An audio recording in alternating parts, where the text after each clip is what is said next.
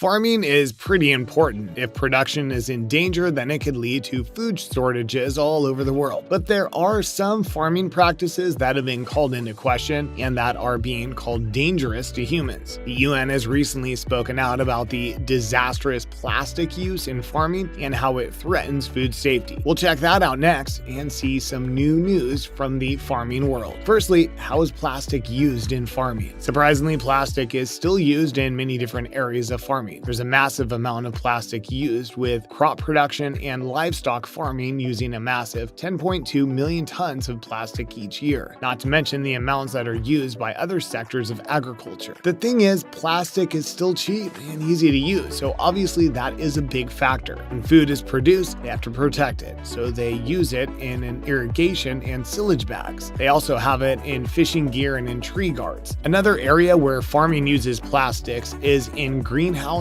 and mulching films, and then in another interesting way is that they use it to make polymer-coated fertilizer pellets that work better because they release slower and more efficiently. There are lots of reasons why plastic is used, and some of them are really good reasons, but do they outweigh the risks? Next, let's look at some of the benefits. Many people have tried to reduce their own household plastic use by not using one-use plastic items like water bottles or plastic containers, but that isn't all that simple when it comes to farming practices. It actually helps with productivity. When it covers the soil, it can reduce weeds. Plastic nets can protect plants and help to boost growth and also protect the trees. They also use covers to protect new seedlings and saplings from the environment and from animals that can destroy them before they properly grow strong. It can also help create a microclimate inside the plastic encasement that also helps to enhance the growth of these young plants. Like I said, there's loads of benefits in areas where plastic is used in farming, but the problem lies in how much plastic is used and how they end up. Where do these plastics end up? The problem is that most of these plastics that are used are single-use plastics, and some are even designed to disintegrate and stay inside the soil. This disastrous use of plastic, as the UN calls it, breaks down and much of it ends up in the soil. Only they break up into microplastics, pieces that are smaller than 5 millimeters in size, and a lot of them aren't visible. Next, some of the dangers. Most of us have seen the massive amounts of plastics in the ocean, so it's pretty surprising that there might be more plastic in our soil than there is in the oceans. The same soils where our food is grown. There haven't been a whole lot of studies done on the health risks that the microplastics have on humans and land creatures, but we do know that the plastic in the ocean has a lot of negative effects on oceanic creatures. Still, there's been quite a bit of disturbing separate occurrences that have pointed to big dangers. There have been pieces of plastic found where food was examined. In fact, scientists have found microplastics almost everywhere they've checked, from them in the air, soil, in the rivers, and of course right into the deepest parts of the ocean. I think you will agree with me that it's pretty scary. They've also looked at a bunch of different foods like salt, produce, and even water. Almost all of them have been found to have traces of plastic, and the impact that has been found on humans has been pretty big. Some of these small pieces can penetrate the human tissue, and they can then trigger immune responses that can affect our health. We seem to be ingesting some year since human feces was tested also had traces of microplastics. But even scarier, it seems like it's not even just the people who are eating some of these foods that can be affected. Microplastics have been found in the placenta of women after giving birth, and further data shows that it's possible that mothers could be transmitting the plastic they're consuming to their babies while they're pregnant. It could mean that the use of plastics in farming might not be just putting our own health at risk, it could even be putting the health of even unborn babies at risk. At this stage, we really don't know how this will affect us in the long run. A lot more research needs to be done to truly see the effects of these use of plastics on humans, but for now, what we do know is that it doesn't seem good. For one thing, it can't be great for the environment to have so much plastic in the air. It sure doesn't seem like it can be good for humans to digest so much plastic either. Even breathing in small particles will mean that it will likely go through our systems instead of being expelled by coughing or sneezing. We just don't know what it'll be like while it's inside of us. But again, a lot more research is needed, and only small numbers of foods and drinks have been studied so far. Is there a solution? Yes, there is, but it's not going to be a quick fix by any means. Farming is not going to be able to just completely move away from using plastic right away or at all. It would be ideal, but it's never going to happen. Use of plastic won't be banned because that would impact the amount of food produced. Setting reasonable and proportional goals will be the best bet set to get the use of plastics down. Try to limit the use of single-use plastics and move more towards using reusable tools. One of the biggest lines of defense is